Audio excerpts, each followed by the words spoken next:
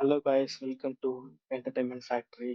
ரொம்ப நாள் கழிச்சு வந்து பார்த்தீங்கன்னா வீடியோ ரொம்ப சப்போர்ட் கொடுப்பீங்கன்னு எதிர்பார்க்குறேன்.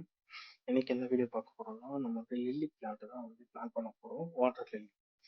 அதுக்காக பார்த்தீங்கன்னா நான் கடைக்கு போயிட்டு இந்த ஒரு டப்பும் இந்த ஒரு சின்ன பாட்டும் வந்து வாங்கிட்டு வந்திருக்கேன். என்கிட்ட ஆல்ரெடி இருந்த ஒரு ஒயிட் கலர் பாட் இது. ஆக்சுவலாக இது ஹேங்கிங் பாட்டு. அதை நான் வந்து இதுக்காக யூஸ் பண்ணிட்டு இருக்கோம்.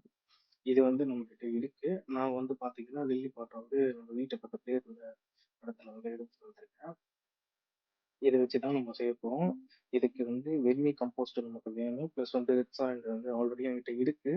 அத வந்து நான் போட்டுக்கிறேன். பிளஸ் வந்து அது கூடயே வந்து பார்த்தீங்கன்னா, வெர்மி கம்போஸ்ட் வந்து நான் மிக்ஸ் பண்ணிக்கிறேன். நீங்களும் இதே மாரி பண்ற மாரினா மிக்ஸ் பண்ணி சேம் ரேஷியோலயே சொல்றீங்க.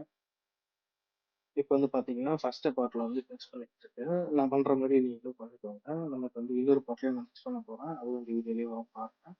இந்த ஒயிட் பார்ட்லயும் சேம் அதே மாரி ரெட் சாண்ட் மிக்ஸ் பண்றேன். பிளஸ் வந்து வெர்மி கம்போஸ்ட் வந்து லீவ் பண்றேன். அதுவும் பார்த்துக்கோங்க. இந்த மாதிரி வச்சுட்டு நல்லா ரெண்டா வெல் மிக்ஸ் பண்ணி வச்சுக்கலாம். அதுக்கு அப்பதான் வந்து பிளான்ட் வந்து growth ஆகும். ரெண்டுத்தையும் இப்போ வந்து பார்த்தீங்கன்னா நம்ம டம்பில் வச்சாச்சு. இது கூடவே வந்து அதில் ஆல்ரெடி நான் வச்சிருக்க பாட்டில் வந்து பார்த்தீங்கன்னா தண்ணி ஊற்றி ரெடி பண்ணி வச்சிருக்கேன். கொஞ்சம் கட்டி பதமாக இல்லாமல் குழப்பம் இல்லாமல் அதுக்கேற்ற மாதிரி நீங்களே ரெடி பண்ணி வச்சுக்கோங்க. இப்போ பார்த்தீங்கன்னா நம்ம வேறு முதல்ல உள்ள தள்ளி பிளான் பண்ண போகிறோம். அவ்வளோதான். நான் எப்படி பண்ணுறது பார்த்துக்கோங்க. உங்களுக்கு ஐடியா இருந்தா நானும் இந்த பிகினர் தான். உங்களுக்கு எப்படி தோணுதோ அந்த மாதிரி பண்ணிக்கோங்க.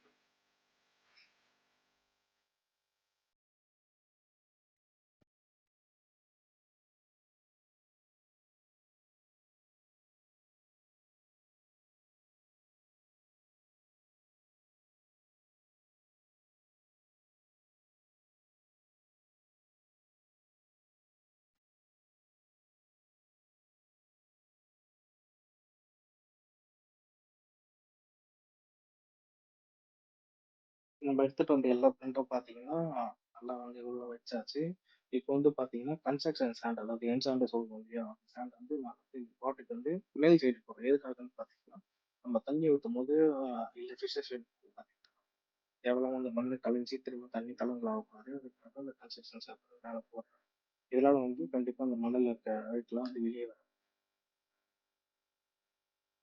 நீங்க வந்து இதுதான் போடணுன்ற அவசியம் கிடையாது.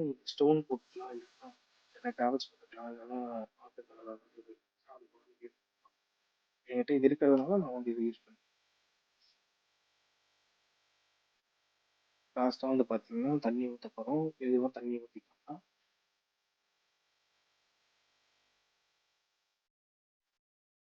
கிட்ட வந்து ரொம்ப அப்போ தான் மெதுவாக தண்ணி ஊற்றா அது பார்க்கவே நல்ல ஒரு எக்ஸைட்.